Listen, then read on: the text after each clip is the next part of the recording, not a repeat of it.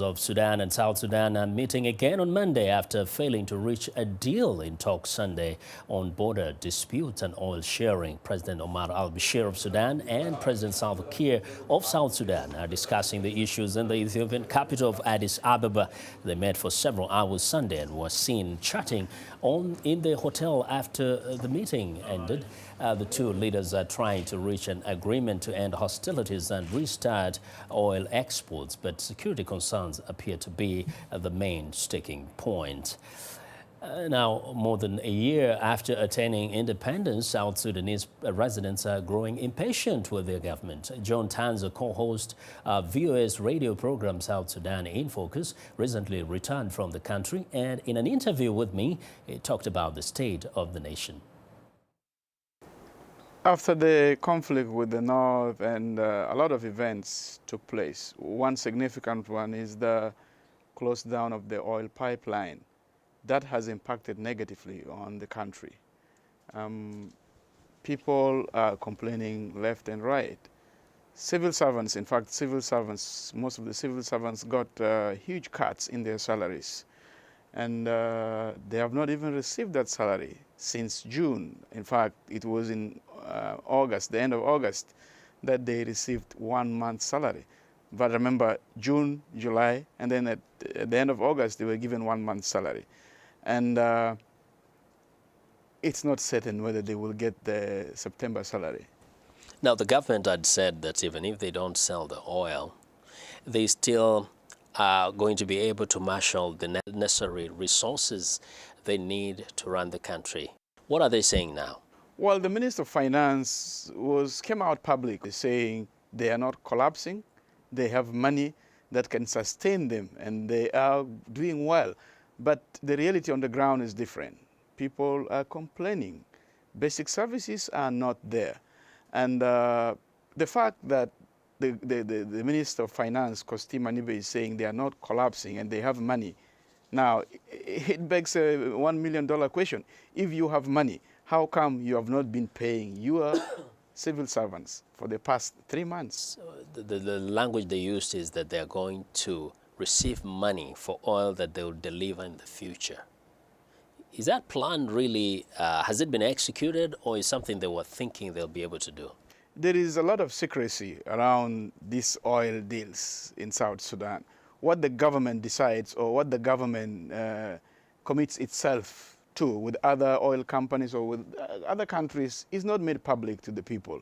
Once in a while, politicians will come and say, yes, the latest story I heard was the government of South Sudan was trying to have their own local refinery close to the oil fields, and then they will transport the crude oil by road to Kenya, and then it goes to the international market. But we have not seen anybody doing that yet.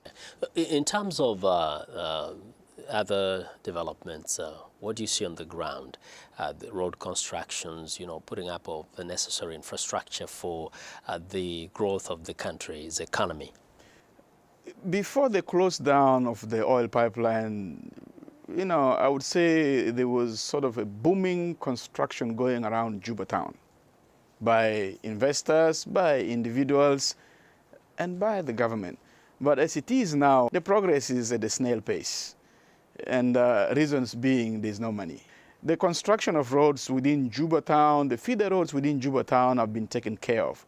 And there's the Juba-Nimule Road. It's the highway that connects, the first highway in South Sudan, which connects East Africa and Juba.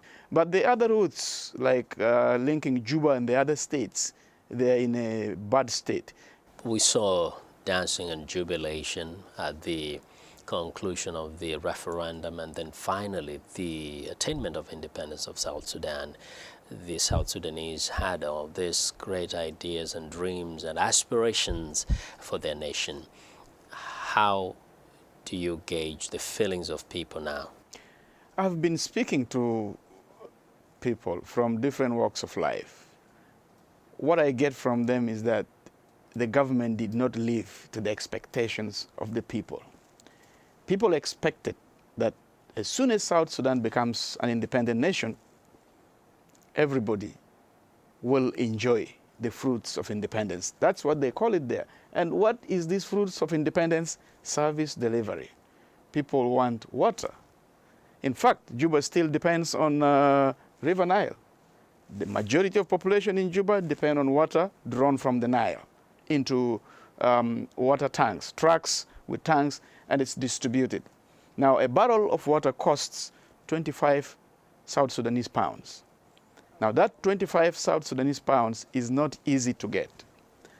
Schools are still in a bad state. Most of the schools are in, if you like, operating under the trees. If you take Juba, yeah, students are sitting in classrooms, but as you keep going outside Juba, schools are still under the tree. Talk about hospitals. Juba Hospital is one of the oldest teaching hospitals in South Sudan. But the stories from the hospital is very sad. A lot of people told me, actually, that if you get into Juba Hospital and come out alive, you should thank your God. Because the thing is, they say, it's like it's a death chamber. You go in alive, come out in a coffin. And that's not only Juba Hospital, Malakal Hospital, Wow Hospital. And the situation of health in the country is really bad. So people are saying, if independent meant us taking charge of our own affairs, why are there no services? That was John Tanza, co-host of VOA's South Sudan In Focus radio program.